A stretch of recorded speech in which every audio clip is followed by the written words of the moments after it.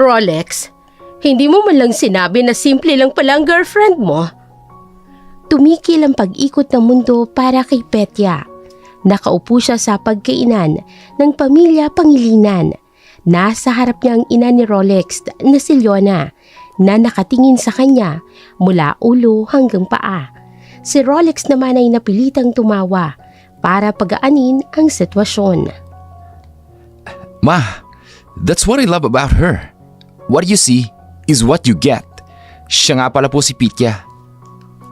Hinawakan ni Rolex ang kamay ni Pitya. Sa ilalim ng mesa, ramdam niya ang panginginig nito. Ito ang unang beses na ipinakilala niyang dalaga sa kanilang pamilya. At base sa unang linya pa lamang ng kanyang ina, alam niyang magiging mahaba ang gabing ito. Pitya, anong klaseng pangalan yan? Ang Jologs! Serendipity po talaga ang pangalan ko, tita. Pitya lang po ang palayaw nila sa akin. Sumabat naman ang lola ng binata na si Lerma. Hawak nito ang isang piraso ng manok. Petya, ang ganda. Kasing ganda mo, iha. Alam mo ba noong araw, ang pangalan ko dapat ay Beauty. Kaso naunahan ako ng kapitbahay namin. Pinangalanan ng aso nila, kaya naging Lerma na lamang ako. Natawang dalaga sa sinabi ng matanda. Tumingin naman ng masama si Leona sa kanyang biyanan. Ma, kumain ka na lang dyan. So, Petya, saan ka nga ulit nagtatrabaho? Direkta ang tanong ni Leona na para bang isang job interview ang nagaganap. Visual merchandiser po ako sa isang mall. Taga-tinda o taga-ayos ng mga paninda? Hindi pinansin Rolex ang tanong. Ma, Pitya is very talented. Siya ang dahilan kung bakit laging magandang display sa mga store na hinahawakan niya. Ngumuso si Leona bago uminom ng kanyang wine. Talented. Pero magkano ang kinikita ng isang visual merchandiser? Dito na hindi nakapagtimpi si Rolex. Ma, please, we're having a dinner. Hindi ito ang oras para pag-usapan ng sweldo ni Pitya. Bakit? Nahihiya ka ba sa trabaho niya, anak? Nag-aalala lang naman ako para sa kinabukasan mo. You are a Pangilinan. May pangalan tayong inaalagaan. Sumagot si Petya nang may paggalang pa rin pero madiin. Ginang Leona, marangal po ang trabaho ko at sapat po ang kinikita ko para sa sarili ko. Para sa sarili mo, oo. Pero sapat ba para maging pamilya ninyo ni Rolex? Alam mo ba kung magkano ang monthly bills ng bahay na to? Ang tuition fee sa mamahaling eskwelahan? Ang presyo ng mga designer bags ko? Ay, bags. Lona, may bago akong bag. Binili ko sa online. Tingnan mo. Ipinakita ni Lola Lerma ang isang bayong na may disenyong bulaklak. Ang ganda, hindi ba? Sabi nung seller, eco-friendly daw. Pwede kong dalhin sa palengke. Gusto mo ba, Petya? Bibilhan kita. Nako, ang ganda po niya, Lola. Salamat po. Lalong sumimangot si Leona. Pakiramdam niya ay pinagtutulungan siya ng dalawa. Ma, itigil mo na yan. Nakakahiya. At ikaw naman, huwag mong isipin na dahil nakuha mo ang loob ng biyanan ko, makukuha mo na rin ang loob ko. Tumayo si Leona, tumingin ng diretso sa dilaga. Hindi ako katulad niya na madaling mauto. Nakikita ko kung ano ka talaga. Isa kang gold digger. Kinagamit mo lang ang anak ko para umangat sa buhay. Nagkulat ang dalaga. Sa direktang akusasyon, naramdaman niya ang pangingilid ng kanyang mga luha.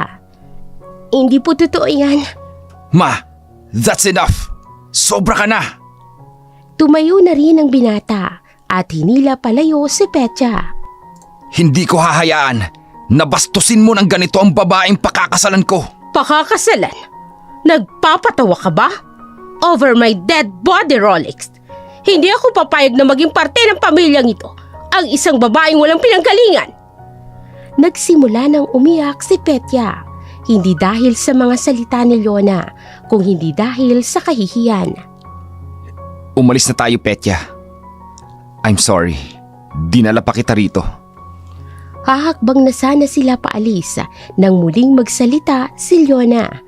Tingnan mo, ganyan na lang ang kaya niyang gawin? Ang umiyak? Isang kahinaan. Ang kailangan mo isang babaeng matatag. Isang babaeng kauri natin. Mayaman, edukada at may class. Hindi ang isang basahan na pinulot mo lang sa kung saan. Doon na napatayo si Petya. Humarap siya kay Leona at pinunasan ang kanyang luha. Hindi niyo po ako kilala, tita. Wala po kayong karapatan na husgahan ako. Ang pagiging mahirap ay hindi isang kasalanan. Ang tunay na kasalanan ay mang-apak ng kapwa dahil lang sa tingin niyo mas nakakataas kayo. Natigilan si Leona sa naging sagot ng dalaga. Hindi niya inaasahan na lalaban ito. Ngumisi si Leona. Aba, lumalaban. May itinatago ka palang tapang. But it doesn't matter. It won't change a thing. You are not and will never be welcome in this family. Hinila ng binata si Petya palabas ng dining area. Naiwan naman si Leona na nanggagalaiti sa galit.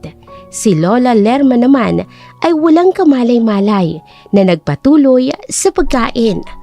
Ay, ang sarap ng manok. Ay, sayang umalis na sila. Petya, iha, para sa'yo dapat itong balat eh.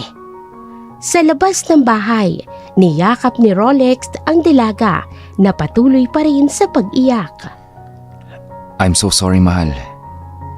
I'm so sorry for what my mother did. Rolex, baka tama siya. Baka hindi talaga ako para sa'yo.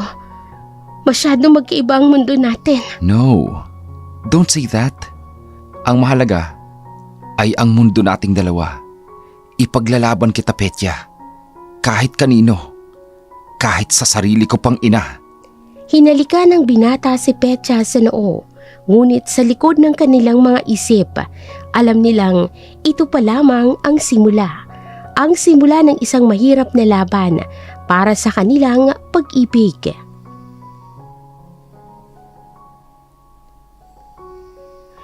Nasa loob ng kotse ni Rolex si Petya. Nakatigil sila sa tapat ng maliit na apartment ng dalaga. Walang nagsasalita sa kanilang dalawa. Ang maririnig lang ay ang mahinang pag-iyak ng dalaga. Mahal, please, huwag ka na umiyak. Pinunasan ng dalagang kanyang mga luha gamit ang likod ng kanyang palad. Paano kung tama ang nanay mo? Paano kung hindi talaga ako nababagay sa pamilya ninyo? Hinawakan ng binatang magkabilang pisngi ni Petya. Pinilit niyang magtama ang kanilang mga mata. Look at me. Sa akin ka makinig, hindi sa kanya. Ang pamilya ay hindi tungkol sa dugo o apelyido. It's about love. And I love you. Yun ang importante. Umiling ang dalaga. Pero nakita mo naman ang reaksyon niya. Galit na galit siya sa akin. Ayoko maging dahilan ng pag-aaway ninyo. Ako nang bahala kay mama. Ang gusto ko lang, huwag kang bibitaw. Huwag kang maniniwala sa mga sinasabi niya. Ang pangarap ko ay makasama ka. Bumuo ng sarili nating pamilya. Isang maliit na bahay, 2 anak, isang aso. Yun lang, Petya. Simple lang. Kasama ka. Napangiti ang dalaga dahil sa sinabi ni Rolex. Ito ang lalaking minahal niya. Simple at kontento. Pangarap ko rin yun. Then, that's all that matters. Tayo, hindi sila. Niyakap ni Rolex ang dalaga ng mahigpit. Sa sandaling yun, naramdaman ng dalaga na kaya niyang harapin ang lahat basta't kasama niya si Rolex. Sa isang malaking mansyon sa kabilang parte ng syudad, Nakatayo ang bilyonaryong si Don Camilo Robinson sa harap ng isang malaking bintana. Hawak niyang isang lumang litrato. Larawan nito ng isang magandang babae at isang maliit na batang babae na may malaking ngiti. Pumasok sa kanyang silid ang kanyang abogado, si Attorney Crisanto Labuzares. Don Camilo, Hindi lumingon ang Don. Ang mga mata niya ay nakatutok pa rin sa litrato. 20 taon na, Crisanto. 20 taon na. Pero pakiramdam ko, kahapon lang nangyari ang lahat. Ang amoy ng nasusunog na sasakyan, ang mga sigaw, hindi pa rin nawawala. Lumapit si Attorney Crisanto. I'm so sorry, sir. Sinundan namin ang mga impormasyon na nakuha natin. Pumunta ang mga tauhan ko sa Cebu. Pero maling impormasyon na naman. Bumuntong hininga si Don Camilo. Ibinaba niya ang litrato sa mesa.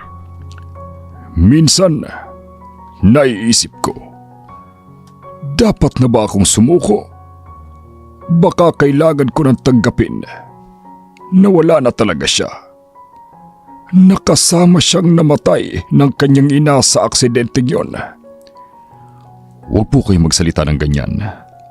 Hanggat walang katawan, may pag-asa. Hindi tayo titigil sa paghahanap sa kanya, Don Camilo. Pangako ko yan. Pumasok sa silid ang pangalawang asawa ni Don Camilo na si Vivian. Maganda at mukhang bata pa para sa kanyang edad. May tala siyang isang tasa ng tsaa. Mahal, nandito ka lang pala. Kanina pa kita hinahanap. Lumapit si Vivian at iniabot ang tasa. You should rest. Masyado mo namang pinapagod ang sarili mo sa pag-iisip. Nandito naman si Attorney Labuzares para gawin ang lahat. Ngumiti si Vivian sa abogado. Isang ngiting matamis pero may kakaibang lamig. Salamat, Vivian. You're right. Siguro, kailangan ko lang magpahinga. Umalis ang Don para magtungo sa kanyang kwarto. Naiwan sina Vivian at Attorney Crisanto sa library. Na walang malambing na ngiti sa mukha ni Vivian. Napalitan nito ng isang seryosong ekspresyon. Any news? It was a dead end. Gaya ng inaasahan ko. May bahid ng sarkasmo sa boses ng abogado. Nagtaas ng kilay si Vivian. Well, good thing may bago akong nakuha. I better leave this time. May kinuha si Vivian na isang brown envelope mula sa drawer at iniabot ito kay Attorney Crisanto. Isang source ang nagsabi. May isang babae sa Davao na ampon. At ang kwento, nakita lang daw siya sa isang highway pagkatapos ng isang malagim na aksidente. It matches the timeline. Baka ito na. Binuksan ni Attorney Crisanto ang envelope. Naglalaman ito ng mga litrato ng isang babae at ilang mga peking dokumento. Iimbestigahan namin to. Good. At sana naman, this time, maging maingat kayo. Ayokong umasa na naman sa wala si Camilo. It breaks my heart seeing him like that. Umalis si Vivian. Naiwan si Attorney Crisanto na hawak ang envelope. Tiningnan niya ang mga dokumento. May isang bagay sa loob niya na nagsasabing isa na namang pag-aaksaya ng oras ito. Pakiramdam niya ay paikot-ikot lang siya na para bang may isang taong sadyang nililikaw ang lahat.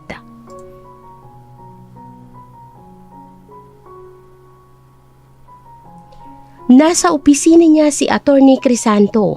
Nakakalat sa kanyang mesa ang mga dokumentong galing kay Vivian. Tinitingnan niya ang litrato ng babae mula sa Davao. Maganda ito, ngunit walang anumang bakas ng yumaong asawa ni Don Camilo. Pumasok ang kanyang assistant. Sir, nakabook na pong flight papuntang Davao para sa inyo at sa dalawang investigador. Umiling si Attorney Crisanto at isinara ang envelope. Cancel the flight. Nagulat ang kanyang assistant. Po, pero sabi ni Ma'am Vivian… Ako ang abogado, hindi siya. For the past 2 years, lahat ng source ni Vivian ay nagdadala sa atin sa wala. It's a waste of time and Don Camilo's money. Mula ngayon, we do things my way. Iniabot niya ang envelope pabalik sa assistant. Itago mo yan at huwag mong sasabihin kahit kanino. Lalo na kay Vivian na nakansela natin ang biyahe. Let her think we are on the wild goose chase in Davao. Masusunod po, sir. Ano pong plano? Tumingin si Attorney Crisanto sa kanyang computer. Babalik tayo sa simula. Sa ground zero. Sa mansyon ng mga Robinson, nasa loob ng isang malawak na walk-in closet si Vivian. Pinapalibutan siya ng mga damit, sapatos at bag na galing sa pinakamamahaling brand. Kasama niyang kanyang anak na si Myla na abala sa pag-scroll sa cellphone. Mom! Nakakainis. My credit card was declined. I was about to check out a new pair of shoes online. Hindi inaalis ni Vivian ang tingin sa salamin habang isinusukat ang isang diamond necklace. Gamitin mo muna yung isa. Konting tiis na lang anak. Malapit na nating makuha ang lahat. Inilapag ni Myla ang cellphone sa isang upuan. Gano'ng kalapit, Ma? Ang tagal na nating nagtitiis dito. What if mahanap nila yung totoong anak? What if she's still alive? Eh di wala na. Back to zero tayo. Humarap si Vivian sa kanyang anak. Ang kanyang mukha ay kalmado pero ang mga mata ay matalim. That's why I'm here. Ako ang bahala. Hindi nila mahanap ang babaeng yun. Sa ngayon, ang bagong lead na binigay ko kay Crisanto ay pumunta sa Davao. That will buy us another month. Isang buwan? Paano? Paano, Mami, pagkatapos nun? Don't worry. Marami pa akong nakahandang maling impormasyon. Ang plano ay pagodin si Camilo. Pagodin siya sa pag-asa hanggang sa sumuko na lang siya at tanggapin na patay na ang anak niya. At kapag nangyari yun, that's when we strike. Umupo si Vivian sa tabi ni Myla at hinawakan ang kamay nito. Kapag sumuko na siya, ikaw na ang papasok sa eksena. The loving stepdaughter. Ipapamukha natin sa kanya na ikaw na lang ang natitirang pamilya niya. Then, he will legally adopt you. At lahat ng yaman ng mga Robinson ay mapupunta sa iyo. Ngumiti si Myla sa unang pagkakataon. Ang kanyang mga mata ay nanginginig sa ideya ng kanyang ina. Oh my gosh, Mama! Gusto ko yan! And I can't wait to see the faces of my fake friends kapag nalaman nilang ako na ang tagapagmana ng Armols! Kaya umayos ka. We have to play our roles perfectly. Ako ang mapagmahal na asawa at ikaw ang perpektong anak. Understand? Yes, Mom, I understand.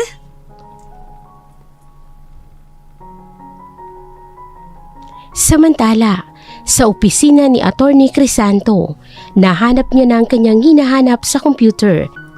Isang luma at kupas na kulay na police report, ang opisyal na report ng aksidente. 20 taon na ang nakalilipas. Binasa niyang bawat detalye, ang oras, ang lugar, ang pangalan ng biktima. Huminto siya sa isang partikular na seksyon, ang listahan ng mga nasawi. Angela Robinson, age 28, dead on arrival. Camila Robinson, age 5, body not found, presumed dead. Tumingin siya sa screen. Presumed. That's the keyword. Hindi confirmed. Nagsimula siyang mag-type. Hinanap niya ang mga pangalan ng mga pulis at unang rumisponde sa aksidente. Oras na para kausapin silang muli nang walang nakakaalam.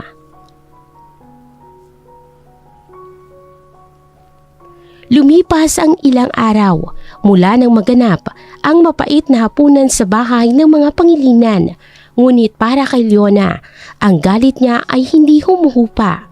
Bagkus, ito ay lalo pang tumitindi sa bawat araw na lumilipas.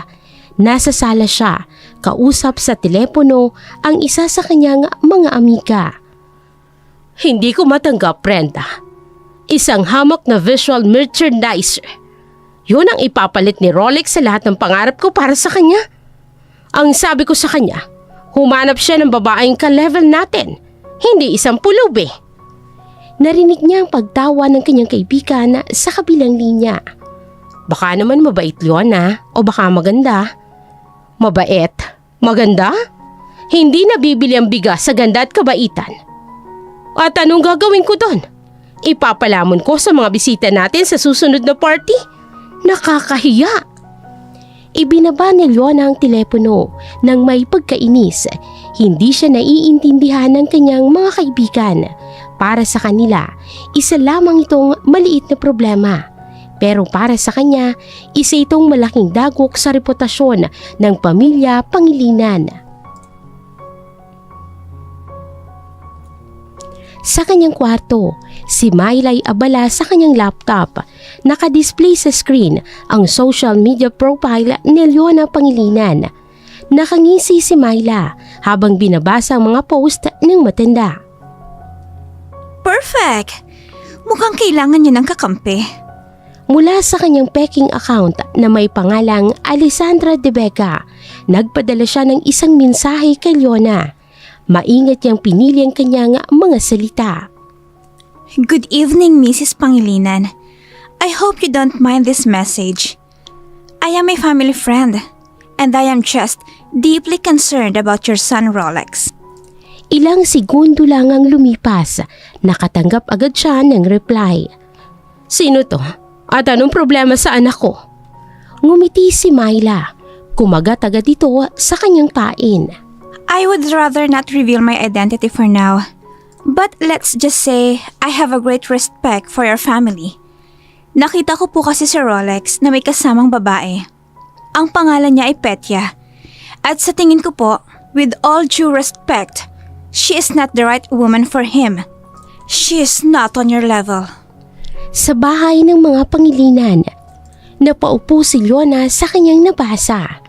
Finally! May isang tao nang nakakaintindi sa akin. Anong alam mo sa babaeng yun, Iha? Mabilis na nag-type si Myla. Gumawa siya ng mga kwento. I saw them in a restaurant. The girl was very loud. And the way she dresses, parang galing sa ukay-ukay. I feel so sorry for Rolex. He deserves someone better. Someone with class. Someone like you, Mrs. Pangilinan. Pakiramdam ni Leona ay nanalo na siya sa loto. Ang lahat ng kanyang iniisip ay kinukumpirma ng misteryosong kausap. Tama ka, 100%. Tama ka. Sino ka ba talaga? Magpakilala ka. Gusto kitang makilala. In time, Mrs. Pangilinan. Sa ngayon, ang mahalaga ay alam ninyong hindi kayo nag-iisa. We have the same goal. We need to save Rolex from that girl before it's too late. Anong dapat nating gawin? Let me handle it first. Mag-iisip ako ng plano. I will contact you again soon. Just be ready to cooperate. Sa kanyang opisina, nakatitig si Atty. Crisanto sa isang blankong dokumento sa kanyang computer. Sa subject line, dahan-dahan niyang tinype ang mga salita. Operation Finding Camila. Ito ang tunay na pangalan ng nawawalang tagapagmana, si Camila Robinson. Ang pangalang ibinigay sa kanya ng kanyang mga magulang, si Camilo at Angela. Ito ang pangalang kailangan niyang mahanap. Samantala, nakatitig si Leona sa screen ng kanyang cellphone. Paulit-ulit na binabasa ang mensahe mula kay Alessandra. Sa unang pagkakataon, sa loob ng ilang linggo, gumaan ang kanyang pakiramdam. Hindi na siya nag-iisa sa laban na ito. May kakampi na siya.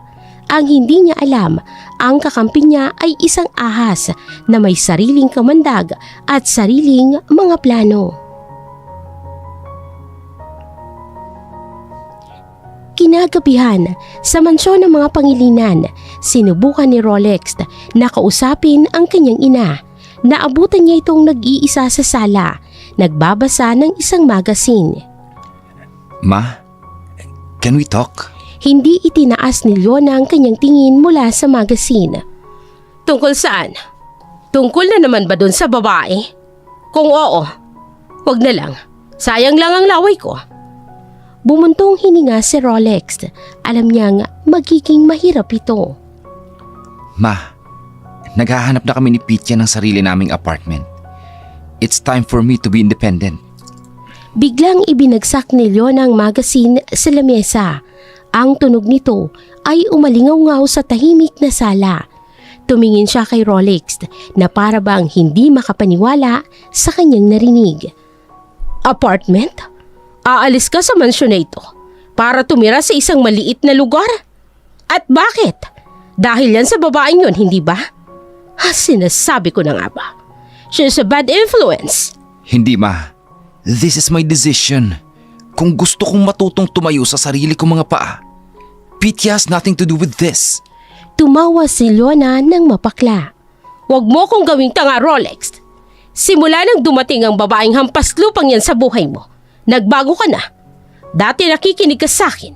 Ngayon kinakalaban mo na ako. She's poisoning your mind. Gusto ka lang niyang ilayo sa akin. That's not true. Mahal ka ni Pitya bilang ina ko. Sinusubukan niyang makuha ang loob mo. Pero ikaw itong ayaw magpapasok sa kanya. Papasok sa sala si Lola Lerma na may dala itong isang plato ng puto. Apartment. Sino ang lilipat sa apartment? Ay, lilipat na tayo. Gusto ko yung may swimming pool para naman makapag-swimming ako araw-araw. At sana may malaking bingguhan. Tumingin ng masama si Leona sa kanyang biyanan. Maano ba?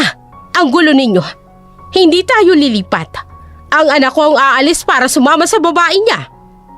Napatingin si Lola Lerma kay Rolex. Ay, si Pitya. Mabuti naman kung ganon. Masarap siyang kasama sa buhay. Dinalhan niya ako ng adobong manok nung isang araw. Ay, napakasarap. Buto na lang ang natira. Ikaw, Leona, hindi mo man lang ako malutuan itong itlog na maalat. Napahawak si Leona sa kanyang sentido. Pakiramdam niya ay sasabog na ito anumang oras. Hindi ako makapaniwala. Pati ikaw, Ma? Kinakampihan mo ang babaeng yun. Ulyanin ka na nga talaga. Maluwag pang tornilyo mo sa utak. Humarap siya mula kay Rolex. Ang kanyang boses ay seryoso na. Makinig ka sa akin. This is your final chance. Mamili ka. Ako, ang ina mo, at ang marangyang buhay na ibinibigay ng pamilyang ito. O ang babaeng yan na walang maibibigay sa'yo kung hindi problema. Hindi nagdalawang isip si Rolex. Ma, huwag mo kong papiliin ng ganyan. Dahil hindi mo magugustuhan ang sagot ko. Mahal ko si Pitya. At kung hindi niyo siya kayang tanggapin, kung patuloy niyo siyang babastusin, kami na lang ang kusang lalayo sa inyo. Natigilan si Leona. Ang sakit ng mga salita ni Rolex ay tumagos sa kanyang puso. Tinalikuran siya ng binata at naglakad na ito paalis. Naiwan si Leona na hindi makagalaw sa kanyang kinatatayuan. Si Lola Lerma naman ay kumuha ng isang puto at kinain ito. Oy, ang sarap ng puto. Gusto mo ba, Leona? Hindi sumagot si Leona. Kinuha niya ang kanyang cellphone. Ang kanyang mga daliri ay nanginginig habang nagtatype ng isang mensahe para kay Alessandra. I can't take it anymore. Choose her. We need to act now. Kailangan nating sirain ang babaeng yan. Let's meet. Sa puntong yun, nag-ibang tingin ng mga mata ni Leona na walang sakit at galit. Ang pumalit ay isang matigas at malamig na desisyon. Kung hindi niya makukuha ang gusto niya sa santong dasalan, gagawin niya ito sa santong paspasan. Oras na para sirain si Petya, minsan at para sa lahat.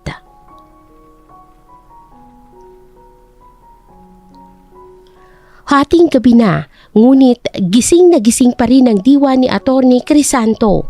Sa loob siya ng kanyang tahimik na opisina.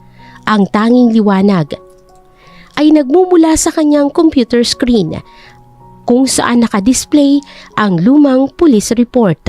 Paulit-ulit niyang binabasa ang salitang body not found, presumed dead. Masyadong madali. Masyadong malinis.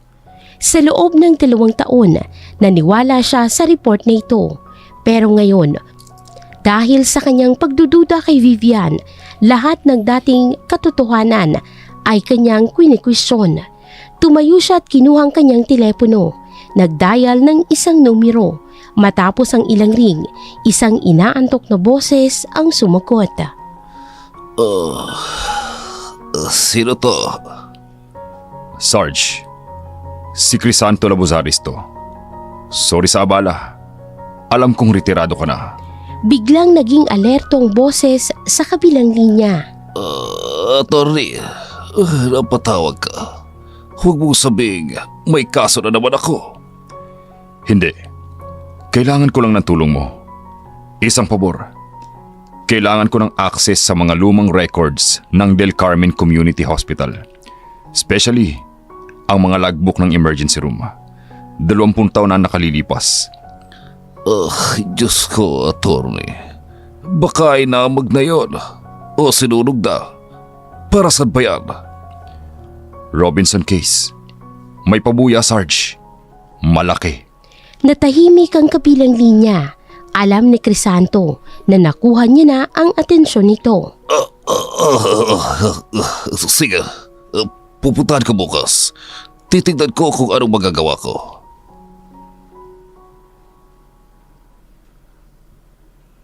Kinabukasan, tumawag pabalik si Sarge.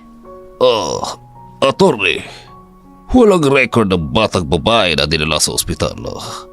Pero may nahanap ako. Hindi sa admission records, kundi sa personal na logbook ng isang nurse na naka-duty noong gabing yun. Si Nurse Elena Reyes. Napaayos ng upo si Crisanto. Anong nakasulat? Ayon sa sulat niya, magulo daw sa crash site. Maraming sugatan. May nabanggit siyang isang batang babae na tumilapon mula sa sasakyan. Buhay daw. Bago siya malapitan, isang mag-asawang mangingisda daw ang unang kumarga sa bata. Nagbalikan niya, wala na mag-asawa at ang bata. Inireport niya sa isang pulis. Pero sa sobrang gulo, hindi na naisama sa opisyal na report. Ito na. Ito na ang unang hibla ng katotohanan. Nasa na ang nurse na yan ngayon? Nagmaneho si Atty. Crisanto papunta sa isang maliit na bayan sa Laguna. Doon niya natagpuan si Elena Reyes, isang matandang babae na nag-alaga ng mga halaman ng kanyang bakuran. Nagpakilala si Crisanto at ipinaliwanag ang kanyang pakay. Ipinakita niya ang lumang letrato ni Camila noong 5 taong gulang pa lamang ito. Nanlaki ang mga mata ni Nurse Reyes. Ay, Diyos ko. Ay, siya nga ito. Ito yung batang nakita ko. Hindi ko makakalimutan ang mukhang yan. Ang mata niya, puno ng takot. Wika ni Nurse Reyes. Nanginginig ang mga kamay ng matanda habang hawak ang letrato. Buhay siya, attorney. Sigurado ako. Nakita ko siyang humihinga. Ang mag-asawang kumupkup sa kanya. Mukha silang mababait. Siguro dinala nila ito sa ibang ospital. Naaalala niyo po ba ang itsura nila? O ang pangalan? Umiling si Nurse Reyes. Hindi ko na matandaan ang mukha. Pero may isa akong bagay na hindi makakalimutan.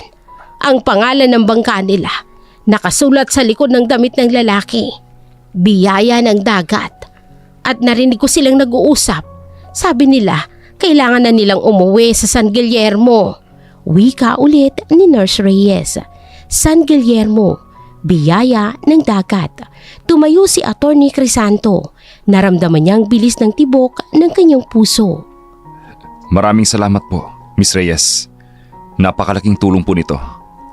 Pagbalik sa kanyang sasakyan, kinuha ni Crisanto ang kanyang telepono at binuksan ang mapa. Hinanap ang coastal town ng San Guillermo. Sa loob ng 2 taon, ngayon lang siya nakaramdam ng ganitong pananabik. Hindi ito galing sa isang peking source ni Vivian. Ito ay totoo. Isang hibla ng katotohanan na 20 taon nang nakatago. At determinado siyang hilahin ang hiblang ito hanggang sa malutas ang lahat.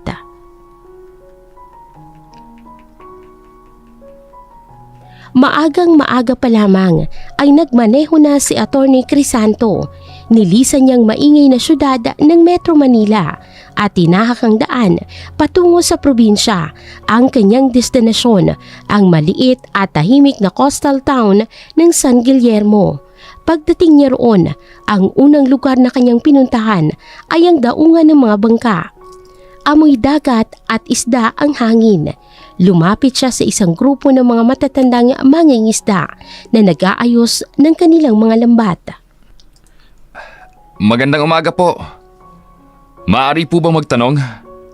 May kilala po ba kayong mangingisda dito na ang pangalan ng bangka ay Biyaya ng Dagat? Nagkatinginan ng mga mangingisda.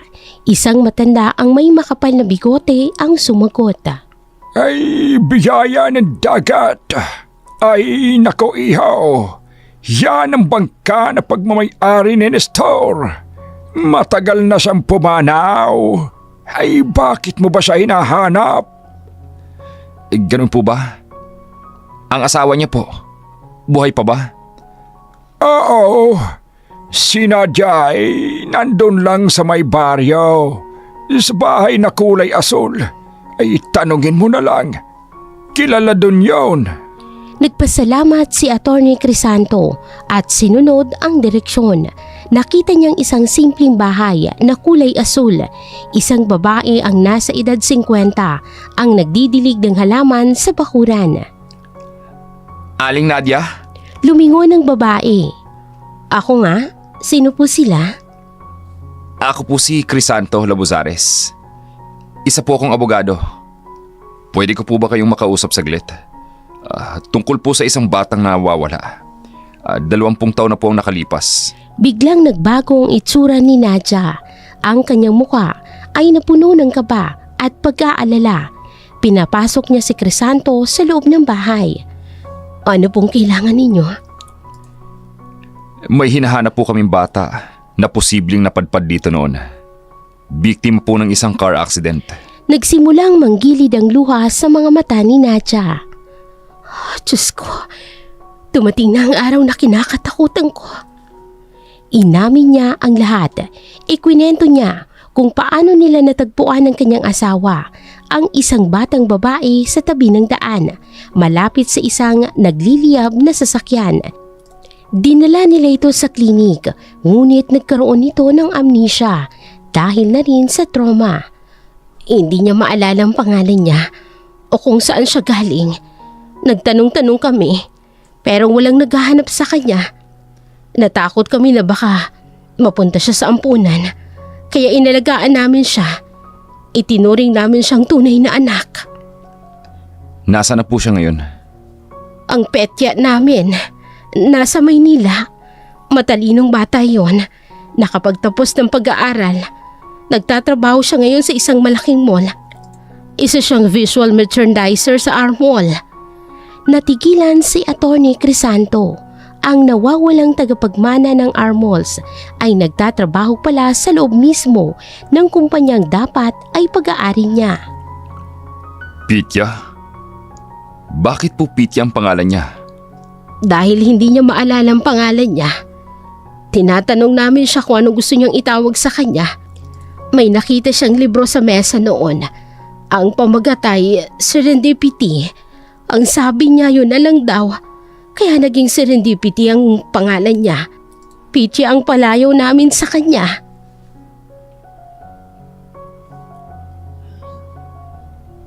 Bumalik si Atty. Crisanto sa Maynila.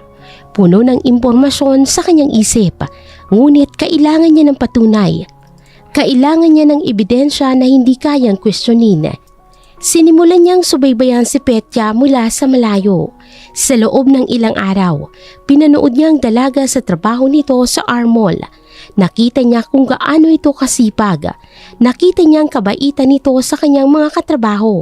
Isang beses, nakita niya pang tinulungan ni Petya ang isang matandang babae na nabitawan ng mga pinamili. Kumbinsido si Crisanto pero kailangan niya pa rin ang huling piraso ng puzzle. Sinundan niya si Petya isang hapon nang mag-break ito sa isang coffee shop. Umupo siya sa kabilang mesa. Pinanood niya itong ubusin ng kanyang kape at pagkatapos ay itinapon ng paper cup sa basurahan. Nang makaalis ang dalaga, tumayo si Atty. Crisanto. Maingat siyang lumapit sa basurahan at kinuha ang paper cup. Hawak niya na ngayon ang magkukumpirma sa lahat. Bumalik siya sa kanyang sasakyan. Maingat na inilagay ang baso sa isang evidence bag. Kinuha niya ang kanyang telepono. I need a DNA test done. Rush. And make sure this is confidential. Very confidential.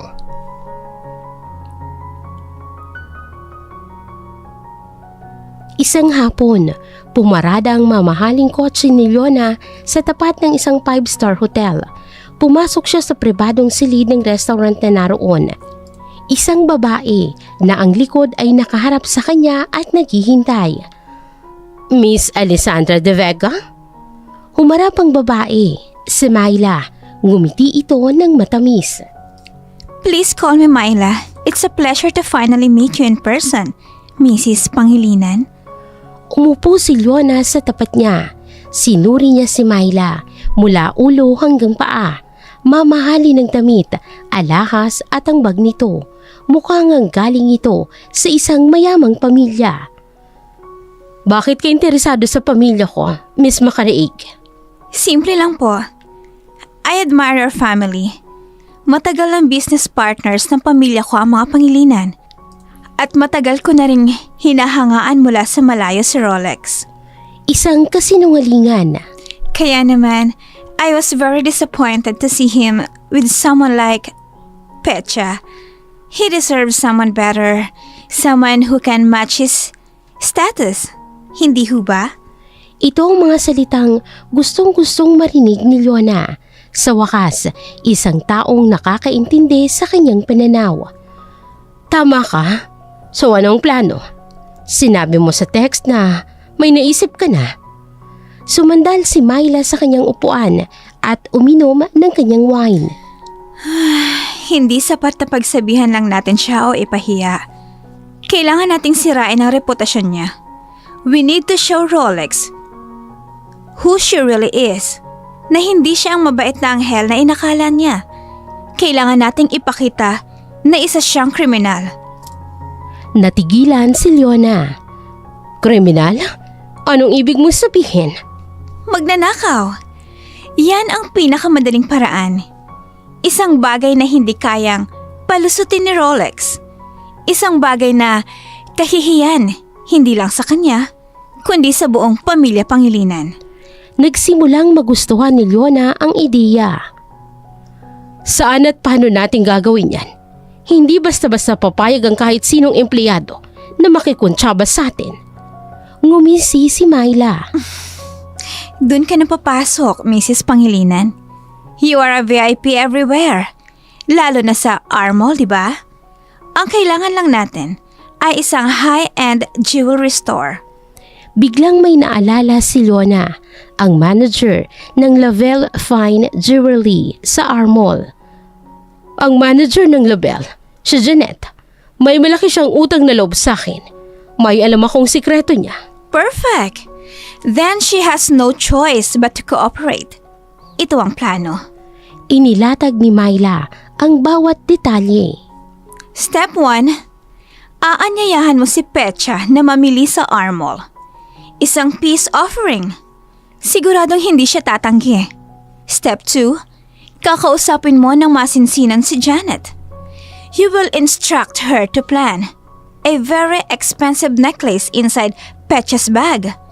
And step 3, paglabas ninyo, tutunog ang alarm. At doon, gagawa ka ng malaking iskandalo. At syempre, ipapatawag ko si Rolex para makita niya ang lahat. Exactly. At ako, nandun lang ako sa paligid. Nagkataon lang na napadaan. Kukuha ako ng video for evidence. Napangiti si Leona, isang masamang ngiti. Ang plano ay perpekto, walang palya. I like it. I like it very much. Itinaas ni Myla ang kanyang wine glass. To save Rolex future. Itinaas din ni Leona ang kanyang baso at itinagay ito sa baso ni Myla. To get what we want. Nagkasundo ang dalawa sa kanilang masamang balak. Ang kailangan lang ay ang biktimang si Petya na walang kaalam-alam sa kapahamakang nag-aabang sa kanya.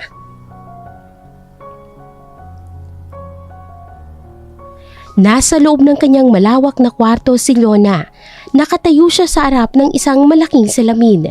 Pinagmamasdan ng refleksyon. Hawak niya ang kanyang telepono. Handa ng tawagan ang taong pinaka-kinaiinisan niya. Huminga siya ng malalim. Kailangan niyang maging kalmado. Kailangan niyang maging kapanipaniwala. Ito na ang pinakamahalagang parte ng kanilang plano. Okay, Leona. Galingan mo ang pag-arte. The performance of your life. Para ito sa kinabukasan ni Rolex. Para sa pamilya. Paulit-ulit niyang sinasabi ito sa sarili na parabang isang mantra na nagbibigay sa kanya ng lakas. Pinindot niya ang call button. Ilang sandali lang, sumagot ang nasa kabilang linya. Ang kanyang maliit at simpleng apartment, nagkakape si Petya habang nag-iisip ng mga bagong ideya para sa kanyang trabaho. Nang makita niya ang pangalan ni Leona Pangilinan sa screen ng kanyang telepono, bigla siyang kinabahan. Halos mabitawan niya ang kanyang tasa. Dahan-dahan niya itong sinagot ang tawag. Hello po, tita. Sa kabilang linya, ginamit ni Leona ang pinakamalambing at pinakamagalang niyang boses. Hello, Iha, Petya, it's Leona. I hope hindi kita naiistorbo. Hindi po. Okay lang po. Napatawag po kayo? Gusto ko lang sanang humingi ng tawad. Personal, tungkol sa inasal ko nung nakaraang hapunan. At sa lahat ng nasabi ko, pinag-isipan kong mabuti ang lahat at mali ako. Mali ang naging pagtrato ko sa iyo. Natigilan ang dalaga. Hindi niya inaasahan ito. Ang ina ni Rolex humingi ng tawad sa kanya. Nako tita, kalimutan na po natin yon. Hindi, kailangan kong bumawi sa iyo. Gusto kong patunayan na sincero ako. Kaya naman, gusto sana kitang ayaing lumabas bukas. Tayong dalawa lang. A mother-daughter banding, kumbaga.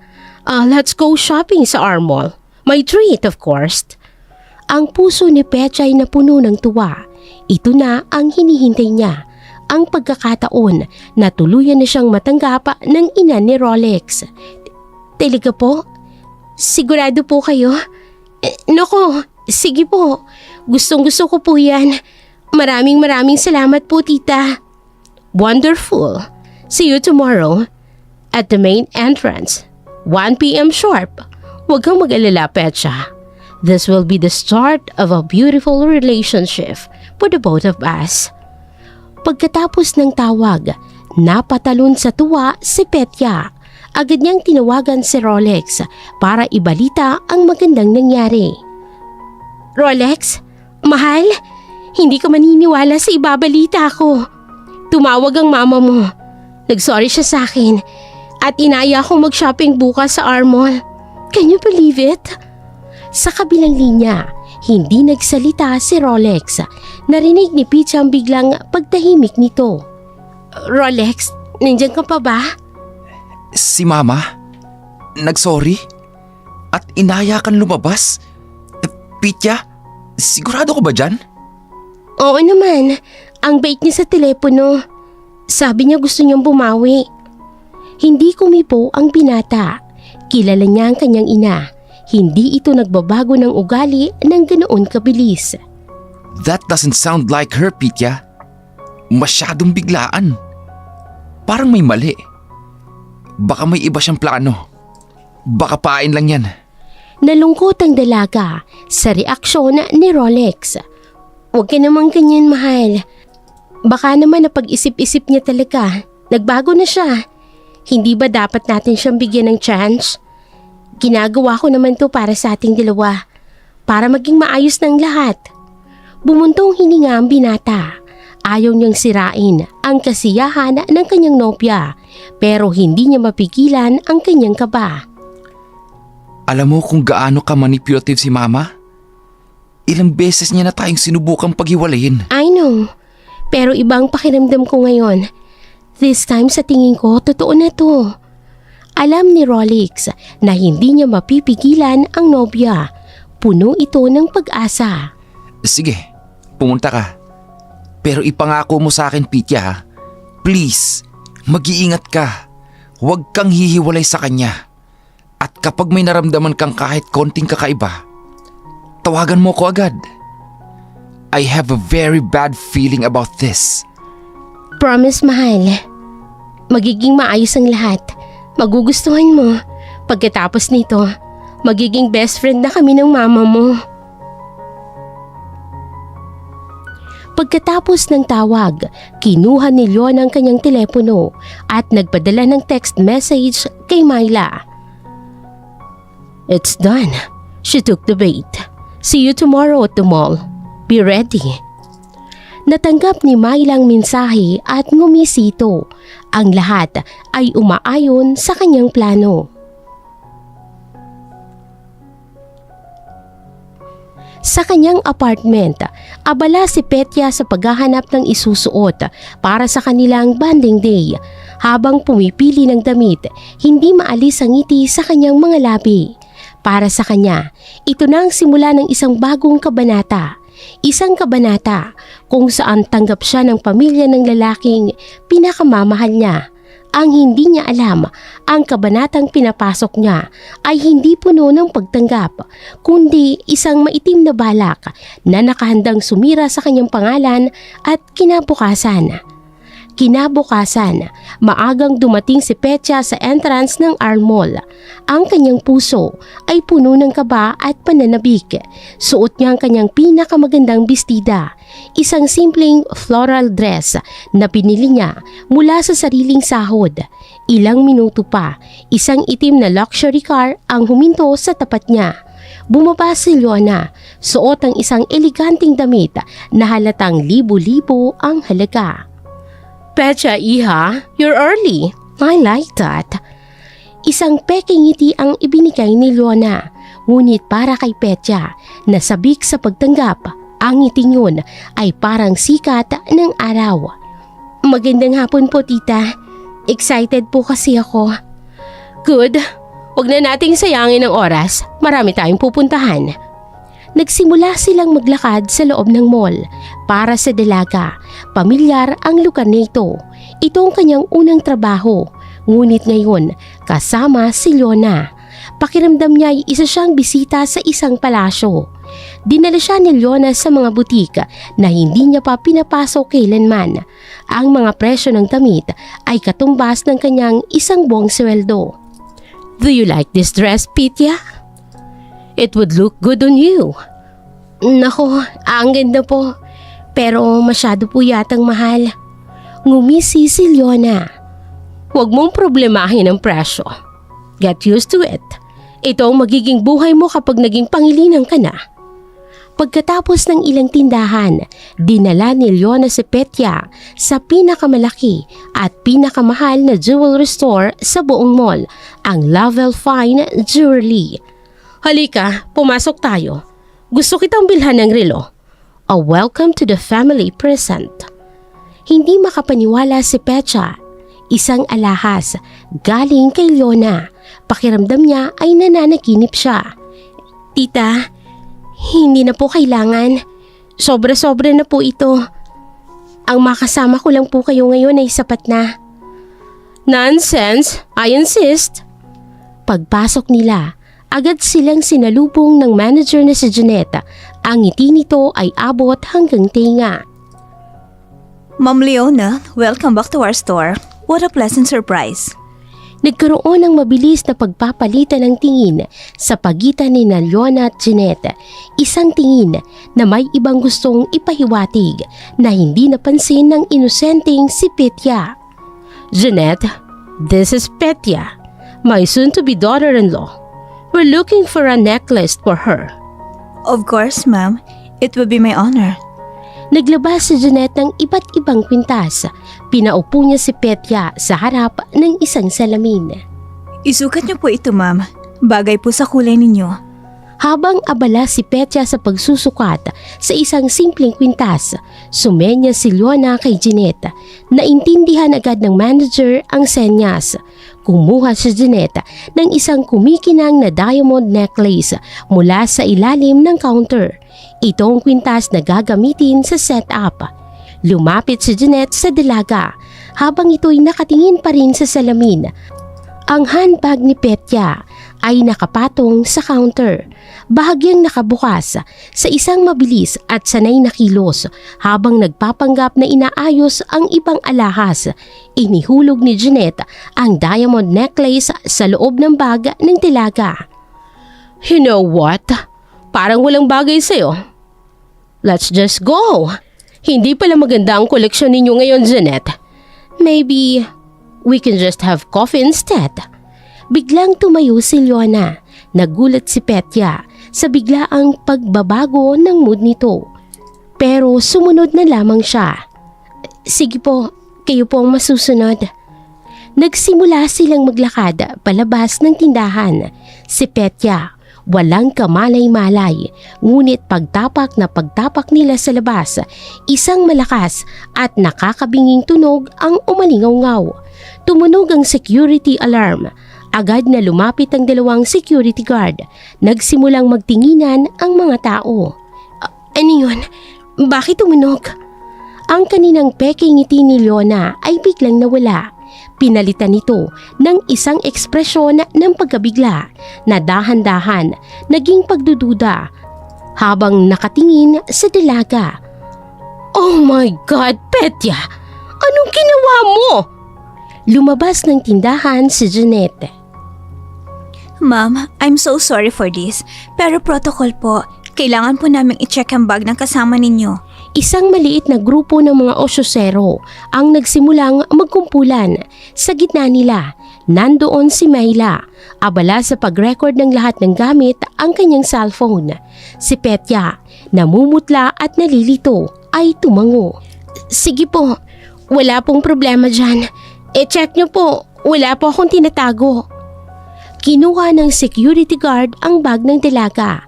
Sa harap ng lahat, binuksan niya ito at kinalkal ang laman. At mula sa loob, inilabas niya ang isang kumikinang na diamond necklace. Isang malakas na pagsinghap ang narinig mula sa mga tao. Napatakip ng bibig ang dalaga. Nanlaki ang kanyang mga mata sa gulat. Hindi sa akin yan.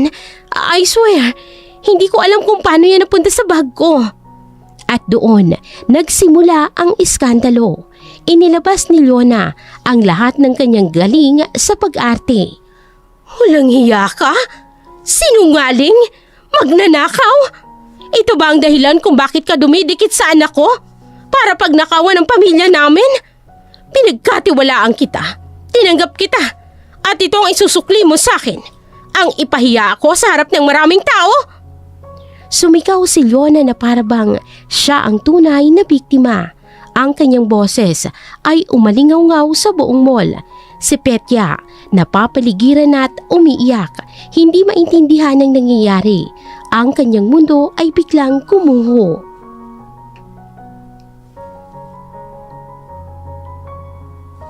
Ang sigaw ni Leona ay umaalingaw-ngaw sa buong paligid. Ang mga tao ay nagbubulungan.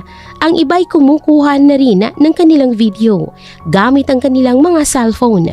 Para kay Petya, ang bawat segundo ay parang isang walang katapusang bangungot.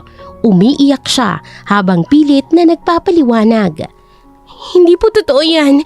Tita, parang awa niyo na. Maniwala po kayo sa akin. Hindi ko po magagawa yan. Pero si Lona ay walang naririnig.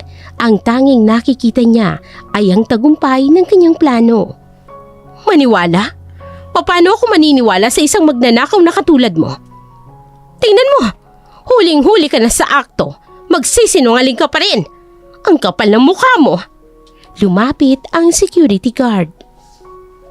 Ma'am, kailangan na po nating pumunta sa security office para ma-blatter po ito. Protocol po. Ngunit umiling si Lona. Kinuha niya ang kanyang telepono. Hindi. Bago natin gawin yan, may isang tao munang kailangan makakita nito. Tatawagan ko ang anak ko para mamulat ang mga mata niya at makita ang tunay na kulay ng babaeng ipinaglalaban niya. Idinayal niya ang numero ni Rolex at inilagay ito sa speakerphone para marinig ng lahat. Ma? Hello? Rolex, nasan ka? Pumunta ka dito sa Armol. Ngayon din. Sa tapat ng Lavelle Jewelry Store. Kailangan mong makita ang ginawang kahihiyan ng petsa mo. Ano? Anong nangyayari dyan, Ma? Anong ginawa ni Pitya? Ang boses ni Rolex ay puno ng pag-aalala. Nagnakaw siya. Nagnakaw ang magaling mong girlfriend sa harap ko mismo. Ibinaba ni Leona ang tawag. Tumingin siya sa dalaga na may ngiting tagumpay. Para kay Petya, ito na ang pinakamasakit na sandali. Ang marinig ang akusasyon sa telepono. Alam niyang narinig din ito ni Rolex. Gumuho ang kanyang mundo. Ilang minuto ng kahihiyan at paghihintay ang lumipas. Ang bulungan ay lalong lumalakas. At si Myla, patuloy lang sa pagvideo. Tinitiyak na makukuha niyang bawat anggulo ng paghihirap ng dalaga. Hanggang sa isang boses ang sumigaw mula sa mga tao. Ano nangyayari dito? Dumating si Rolex, tumatakbo at hinahawi ang mga ususero sa kanyang daraanan. Nakita niya ang eksena. Si Petya na umiiyak at napapaligiran ng mga gwardya at ang kanyang inang galit na galit. Buti naman at dumating ka na, anak. Tingnan mo itong babaeng ipinagpipilitan mo sa akin. Isang magnanakaw. Lumapit si Rolex. Tumingin siya sa dalaga na umiiling-iling habang ang mga luha ay walang tigil sa pag-agos. Rolex, hindi totoo. Paniwalaan mo ko. Hindi ko ginawa. Tumingin si Rolex mula sa nagmamakaawang mukha ng dalaga. Papunta sa galit na mukha ng kanyang ina. Ang buong mall ay naghihintay ng kanyang magiging reaksyon. Walang pag-aalinlangang lumapit siya kay Petya. Inalis niya ito mula sa pagkakahawak ng gwardya at inakbayan. Hinarap niya ang kanyang ina. Ma, tama na. Nakakahiya na. Itigil mo na to.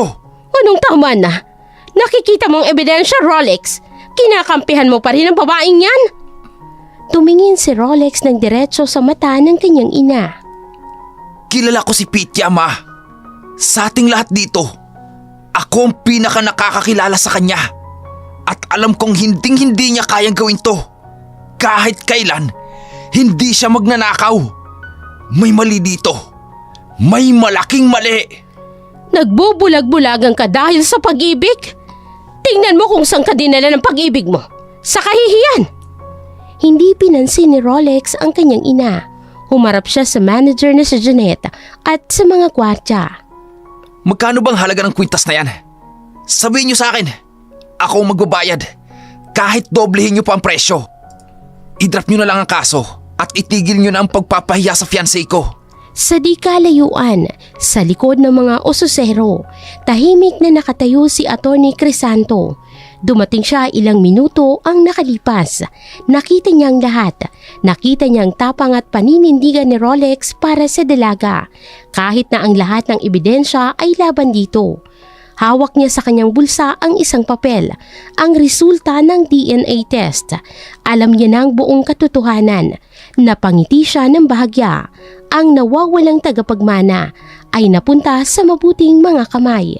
Nakita niyang hindi pa rin tumitigil si Leona. Hindi ito tungkol sa pera, Rolex. Tungkol ito sa prinsipyo. Sa kahihiyan na dinala niya sa pangalan natin. Nagpasya si Atty. Crisanto na oras na. Oras na para tapusin ang lahat ng ito. Nagsimula siyang maglakad papunta sa gitna ng kaguluhan. Hinawi ang mga taong nakaharang. Excuse me, mukhang kailangan ko ng makialam sa usapang ito. Lahat ng matay napunta sa kanya. Isang lalaking nakasuot ng mamahaling suit, may tilang otoridad at may seryosong mukha. Natigilan si Leona. Maging si Rolex at Pitya ay napatingin sa kanya, nagtataka sa kung sino siya.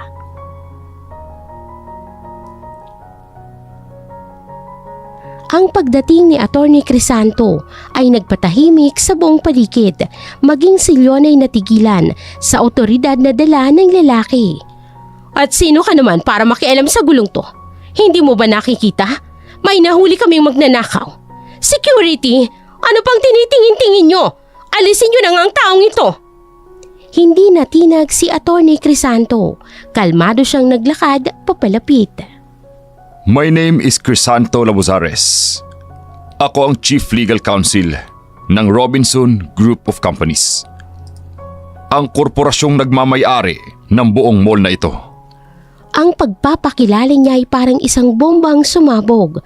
Ang mga gwardya ay napaatras. Si Jeanette, ang manager ng jewelry store, ay biglang namutla. Maging si Leon at Myla ay nagkatinginan, puno ng pagtataka. Lumapit si Atty. Crisanto kay Petya na patuloy pa rin sa pag-iyak. Nandito ako dahil sa kanya. At lahat kayo ay nagkakamali. Hinarap niya si Leona. Ang mga taong nakapaligid sa kanila, ang kanyang boses ay malakas at malinaw. Ang babaeng ito na inaakusahan ninyong nagnanakaw ng isang kwintas ay walang kahit anong dahilan para magnakaw dito. Dahil sa malapit na hinaharap, pagmamay-ari na niya ang lahat ng nakikita ninyo. Isang nakabibinging katahimikan ang bumalot sa lugar. Lahat ay naghihintay sa kasunod ng kanyang sasabihin. Ikinagagal akong ipakilala sa inyong lahat si Miss Camila Robinson, ang nag-iisa at matagal nang nawawalang anak ni Don Camilo Robinson, ang tunay at karapat-dapat na tagapagmana ng buong R Malls Empire. Ang katahimikan ay biglang binasag ng isang malakas na halakak. Tawa ni Leona. Ano? Nagpapatawa ka ba, attorney? Siya? Isang Robinson? Baka naman nasisiraan ka na ng bait. Kitang-kita ng lahat. Isa siyang hamak na magnanakaw. Sumali na rin sa pagtawa si Myla, na muling nakuha ang kanyang kumpiyansa. That's the most ridiculous thing I've ever heard. Kilala ko ang pamilyang Robinson. At sa pagkakaalam ko, patuloy pa rin pinaghahanap nila ang nawawala nilang anak. This is a pathetic attempt to save your friend, Petya. Maging sina Rolex at Petya ay litong-lito. Ano sabi mo? Camila Robinson? Sir, sino po ba kayo? Nagkakamali po kayo. Petya po ang pangalan ko. Hindi po ako si Camila. Hindi po ako mayaman. Ngumiti si Atty. Crisanto. Petya ang pangalang ibinigay sa iyo. Pero Camila ang pangalang nasa dugo mo.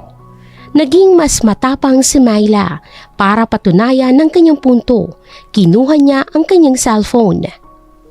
Gusto niyo ng patunay? Sige, tatawagan ko ngayon din ang asawa ni Don Camilo, si Vivian Robinson, para siya mismo ang magsabi sa inyo na isang malaking kasinungalingan ang lahat ng ito. Idinayal ni Myla ang numero ni Vivian at inilagay sa speakerphone. Myla, napatawag ka. May isang abogado po dito na nagsasabing nahanap na raw niya ang nawawalang anak ni Tito Camilo. Totoo po ba ito, Mama? Narinig ng lahat ang pagtawa ni Vivian sa kabilang linya. That's impossible. Kasalukuyan ngang nasa Davao ang mga investigador para sa isang promising lead. Any other claim is false. Siguradong isa na namang manloloko yan. Huwag ninyong pansinin. Ibinaba ni Myla ang tawag na may ngiting tagumpay. Tumingin siya kay Leona. Ayan, narinig ninyo. Mismong asawa ng may-ari ang nagsabi. Isang malaking panloloko. Security, hulihin ang babaeng yan at isama na rin ang peking abogadong ito. Ngunit hindi pa rin natitinag si Atty. Crisanto. Ang isang tawag kay Mrs. Robinson ay walang pinapatunayan. Lalo na kung siya pala ang numero 1 sumasabotahe sa paghahanap. Nanlaki ang mga mata ni Myla sa direktang akusasyon. Gusto niyong tumawag? Sige, magtatawagan tayo. Pero sa pagkakataong ito, ang kakausapin natin ay ang taong hindi kayang magsinungaling sa sarili niyang dugo. Kinuha ni Atty. Crisanto ang kanyang telepono. Tatawagan ko si Don Camilo Robinson. At dito mismo, sa harap ninyong lahat, hahayaan ko siyang kilalanin ang sarili niyang anak. Ang kumpiyansa sa mukha ni Leona at ni Myla ay unti-unting napalitan ng kaba at ng takot. Papaano kung nagsasabi ng totoo ang abogado? Idinayal ni Crisanto ang numero. Pagkatapos ng ilang sandali ay sumagot ito. Don Camilo, it's Crisanto. Nahanap ko na po siya. Nahanap ko na si Camila. Nandito po kami ngayon sa main atrium ng Armol. Kailangan ko po kayong pumunta rito. Ngayon din po. Ibinaba ni Crisanto ang telepono. Hinarap niya ang lahat ng taong nakatitig sa kanya. He's on his way. Kaya ngayon, maghihintay tayo. At sa pagdating ng ama, malalaman natin kung sino ang tunay na nagsasabi ng totoo.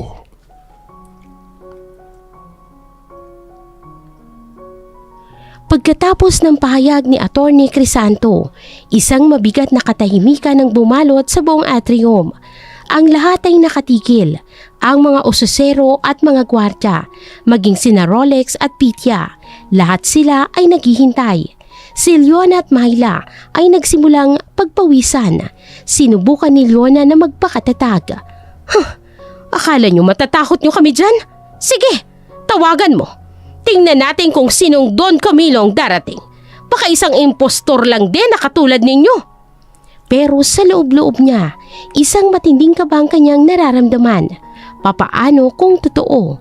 Papaano kung lahat ng ito ay hindi isang biro? Lumipas ang 5 minuto na parabang 5 oras. Ang bawat segundo ay puno ng tensyon hanggang sa isang komosyon ang nagsimula sa entrance ng mall. Isang grupo ng mga lalaking nakaitim na suit ang mabilis na naglalakad. Hinawi ang sinumang nakaharang sa kanilang daanan. Sa gitna nila, isang matandang lalaki na naglalakad ng may otoridad, si Don Camilo Robinson. Ang kanyang mukha ay seryoso, puno ng pag-aalala at pag-asa. Ang mga tao ay otomatikong tumabi na parabang isang hari ang dumarating. Ang kanyang mga mata ay sa iisang direksyon lang ang tinitingnan. Hinahanap niya si Crisanto. Crisanto, nasa na siya? Ang boses niya ay malalim at malakas. Boses ng isang taong sanay na nasusunod. Lumapit si Atty. Crisanto. Don Camilo, salamat po sa mabilis na pagdating. Itinuro niya si Petya na ngayon ay nasa likod ni Rolex, nanginginig sa takot at pagkalito. Don Camilo, kilalanin niyo po ang inyong anak. Lahat ng hangin sa paligid ay tila nawala. Dahan-dahang naglakad si Don Camilo papalapit sa kanila. Ang kanyang mga mata ay nakatutok lamang kay Petya. Si Leona at Myla ay hindi makahinga sa sobrang kaba. Si Petya, sa sobrang takot, ay lalo pang nagtago sa likod ni Rolex. Rolex, natatakot ako. Humarap si Don Camilo kay Rolex. Iho, maaari bang makausap ko siya? Tumango si Rolex at dahan-dahang humakbang patagilid. Inilantad si Petya sa harap ng matanda. Pinagmasdan ng Don ang bawat detalye ng mukha ng tilaga. Hinahanap niya ang kanyang sarili. Hinahanap niya ang kanyang yumaong asawa. Ngunit sa una ay wala siyang makita. Iha, Ang kanyang boses ay malumanay, puno ng emosyon. Sir, pasensya na po. Hindi ko po maintindihan ang nangyayari. Hindi po akong hinahanap ninyo. Habang nagsasalita ang dalaga, itinaas nito ang kamay para punasan ang kanyang luha. Sa pagtaas ng kanyang kamay, bahagyang umangat ang manggas ng kanyang bestida at doon, sa kanyang braso, isang maliit na marka ang nakita ni Don Camilo. Isang maliit na birthmark na hugis bituin. Natigilan ang matandang Don. Ang kanyang paghinga ay bumilis. Ang marka, kilalang kilala niya ang markang yun. Dahan-dahang itinaas niya ang kanyang nanginginig na kamay. ang balat mo sa braso mo. Pwede ko bang tingnan? Nagkukuluhan man, tumango ang dalaga. Hinawakan ni Don Camilo ang kanyang braso nang may buong pag-iingat na parabang ito ang pinakamahalagang bagay sa mundo. Dahan-dahan niyang itinaas ang manggas at doon, malinaw na malinaw, ang star-shape na birthmark.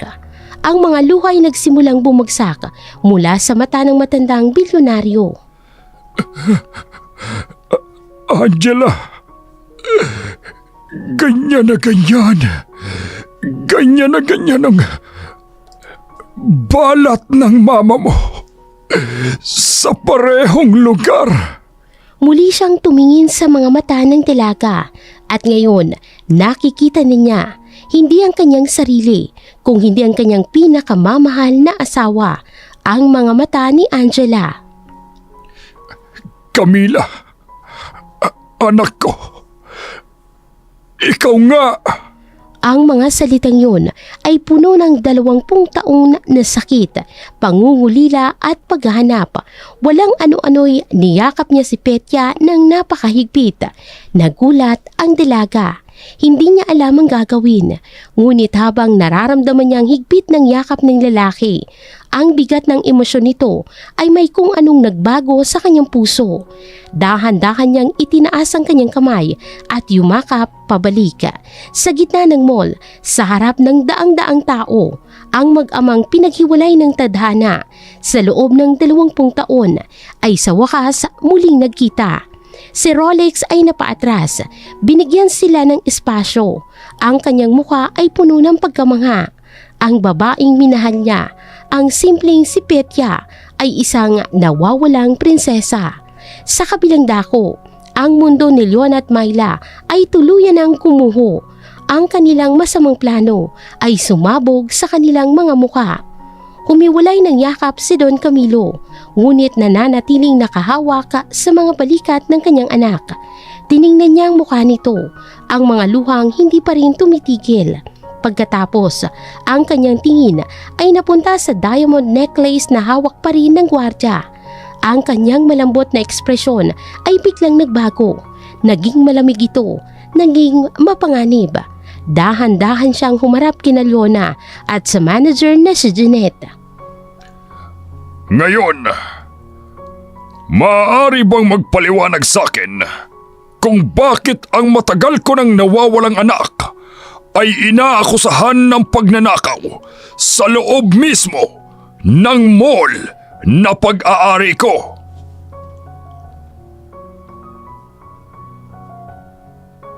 Ang tanong ng matandang Don ay parang isang matulis na sibat na tumusok sa puso ni Leona at Jeanette.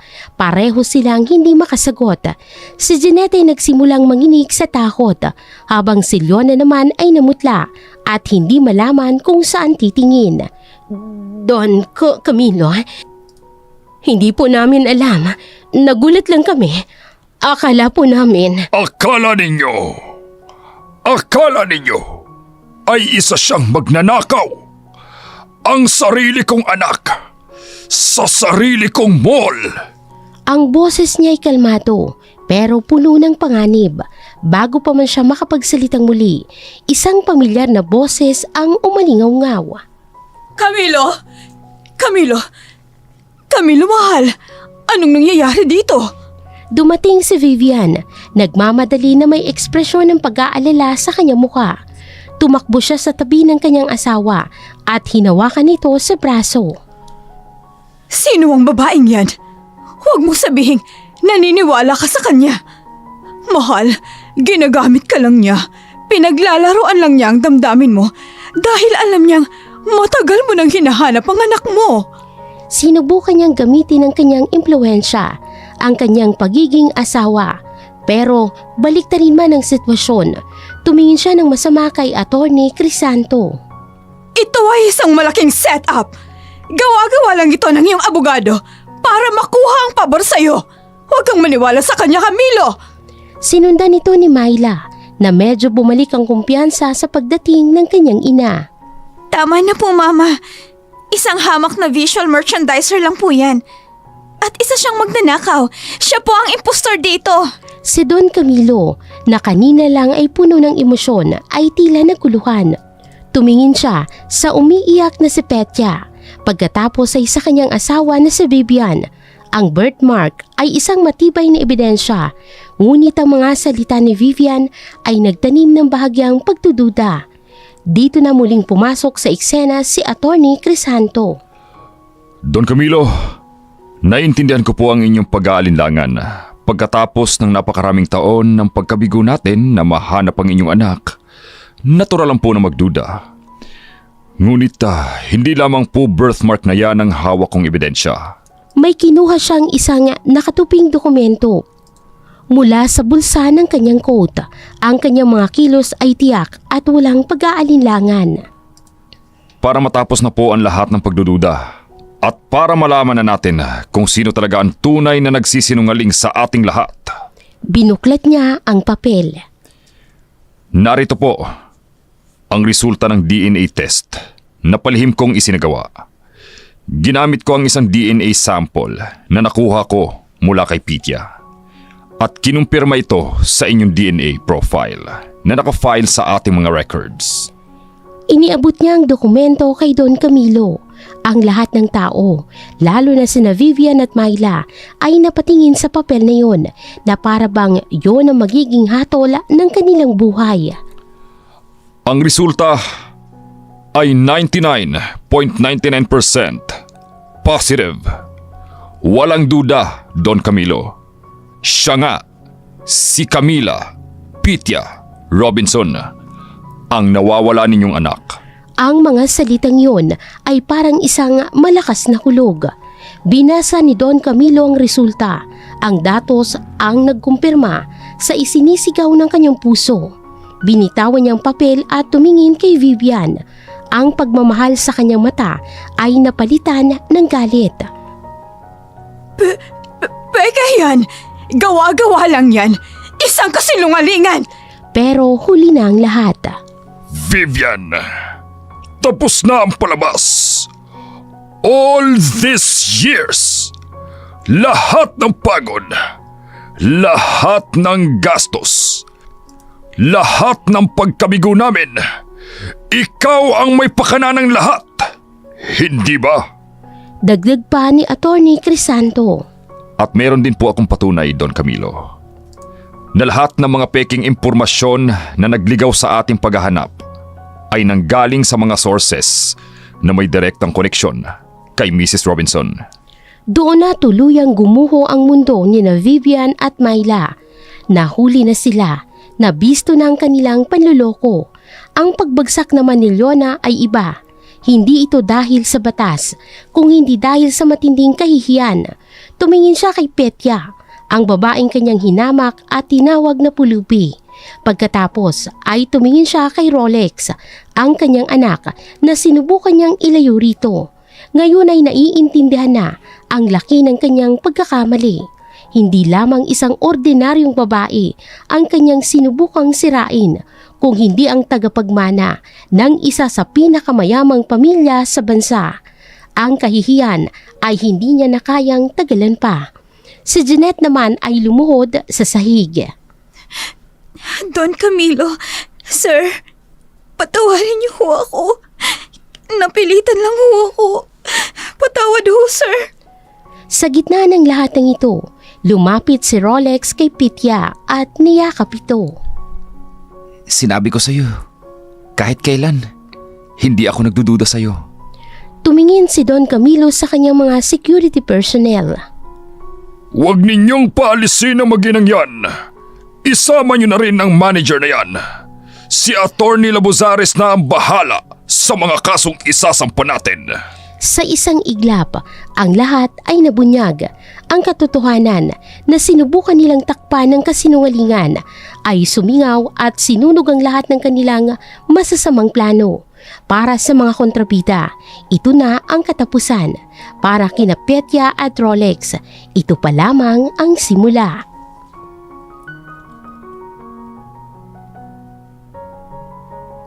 Sa mga sumunod na oras ay napuno ng kaguluhan.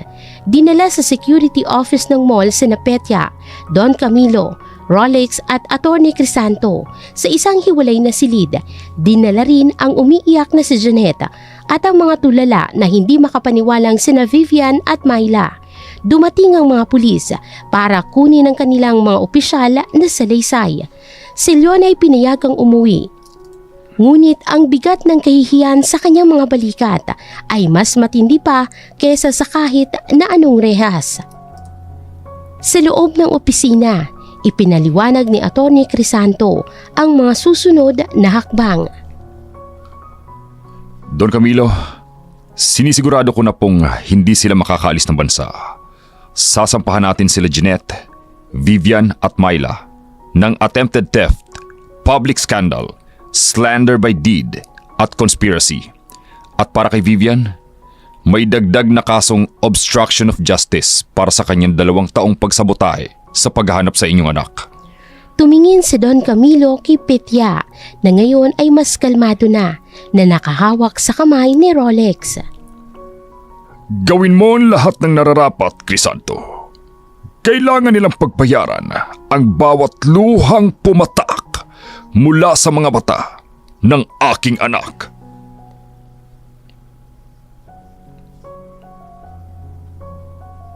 Kinabukasan, nagising si Petya sa isang silid na hindi niya pamilyar. Malambot ang kanyang hinihigaan.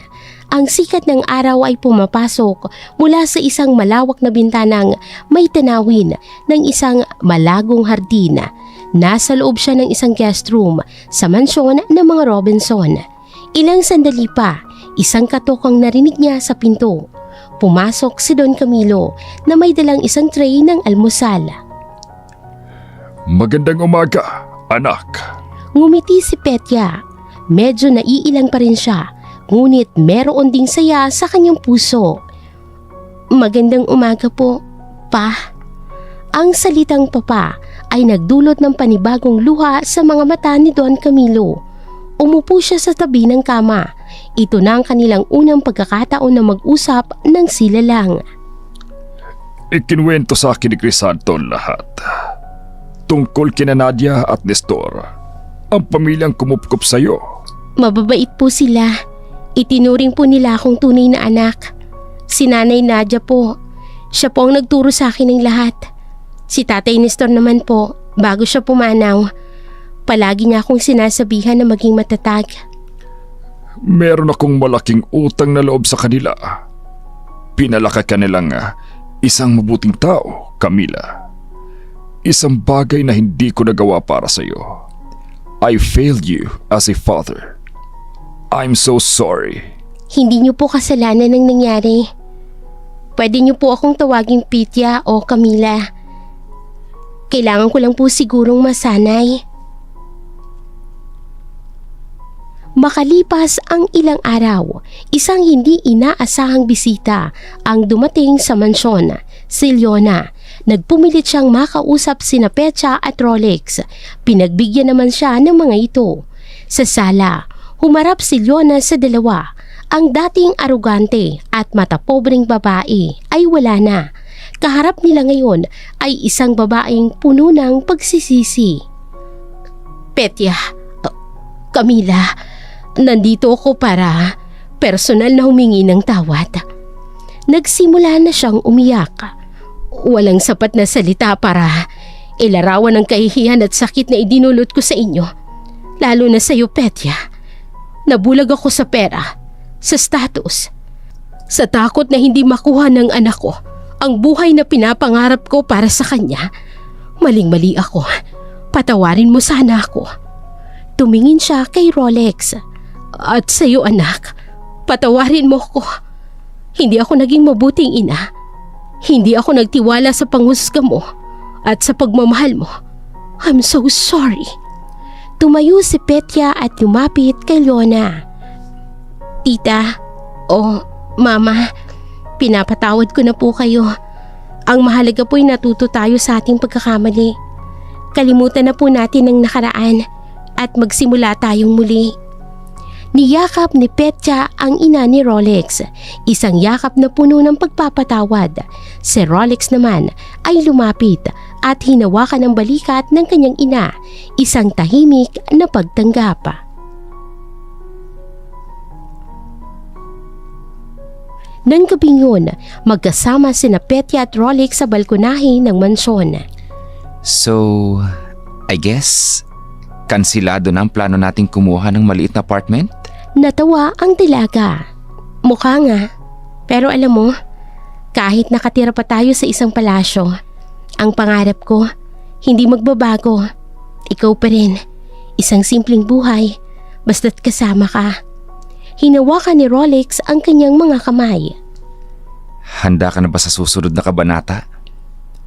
Ang sabi ng papa mo, gusto niya ng isang engranding kasal. At pagkatapos, kailangan mo na raw mag-training para pamunuan ng Armals. Tumingin si Petya sa mga mata ni Rolex, ang kanyang lakas at inspirasyon. Hanggat hawak ko ang kamay mo, handa ako sa lahat.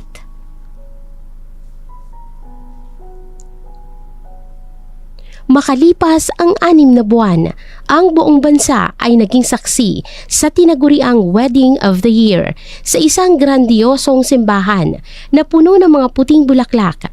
Naglakad si Camila Petya Robinson sa aisle, nakaalalay sa kanyang-kanyang amang si Don Camilo na hindi mapigil ang pag-agos ng luha ng kaligayahan. Sa dulo ng aisle, maghihintay naman si Rolex na bihis ng kanyang barong Tagalog. Ang kanyang mga mata ay nakatuon lamang sa babaeng kanyang pakakasalan. Sa harap ng dambana, binitawan nila ang kanilang mga sumpaan. Tinanggap at minahal kita noong ikaw pa lang si Petya. Ang simpleng visual merchandiser na nagpatibok ng puso ko. At mas mamahalin kita ngayon at magpakailanman bilang si Camila, ang aking reyna. Sa hirap at ginhawa, sa simple o marangyang buhay, sa harap ng Diyos, ikaw lang ang pipiliin ko. Ikaw ang nagturo sa akin ng tunay na yaman ay hindi nakikita sa pera, kung hindi sa puso. Ipinaglaban mo ko noong panahong wala ako, ng lahat ng kinukutya ng marami. Ngayon, sa harap ng Diyos, ipinapangako ko sa iyo ang lahat ng meron ako, ang aking puso, ang aking tiwala, at ang aking buhay. Pagkatapos ng seremonya, isang marangyang reception ang naganap. Dito, ang lahat ng mahalagang tao sa buhay ni Petya at Rolex ay nagtipon. Nilapitan ni Petya si Lola Lerma na abala sa pagkain ng lechon. Apo, ay alika rito. Ang ganda-ganda mo. Sabi ko na nga ba, parang artista ka sa TV. Mas maganda ka pa sa akin noong araw. Pero sikreto lang natin yon, ha? Natawa si Petya at niyakap ang matanda, ang kanyang tanging kakampi sa pamilya Pangilinan noon at ngayon, isa sa kanyang pinakamamahal na lola. Sa isang sulok, nakita ni Petya ang kanyang dalawang ina na masayang nag-uusap, si Leona at Aling Nadja. Lumapit siya sa kanila. Si Aling Nadja, ang babaeng nagpalaki sa kanya, ay hinawakan ang kanyang kamay. Nadja, ang saya-saya ko para sa iyo. Ito ang buhay na nararapat sa iyo, anak. Nay, hindi ko po kayo makakalimutan. Kayo pa rin po ang nanay ko. Tumingin naman siya kay Leona na ngayon ay puno ng sinseridad ang mga ngiti. You were right, Petya. You found a real treasure in my son. And my son found an even greater treasure in you. Patawarin mo na sana ako ulit. At salamat sa pagtanggap mo sa akin. Si Don Camilo naman ay abala sa pag-aasikaso sa mga bisita. Ipinagmamalaki ang kanyang anak sa lahat. Ang kalungkutan na matagal nang pumalot sa kanyang buhay ay tuluyan nang naglaho.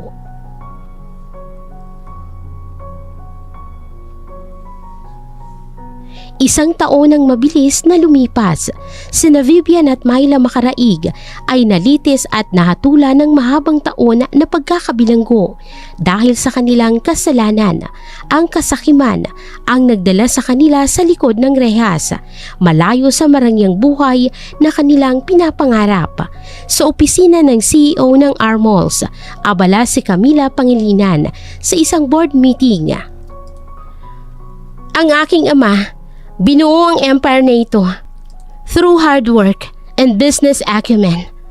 I want to continue his legacy by building it with more heart. Kaya naman, ipinapanukala ko na maglaan tayo ng pondo para sa isang foundation na tutulong sa mga ulilang bata sa buong bansa para bigyan sila ng pagkakataon na mangarap tulad ng pagkakataong ibinigay sa akin. Pagkatapos ng pulong, isang pamilyar na lalaking naghihintay sa kanya sa labas. How was your day, Madam CEO? Ngumiti si Petya at lumapit sa kanyang asawa.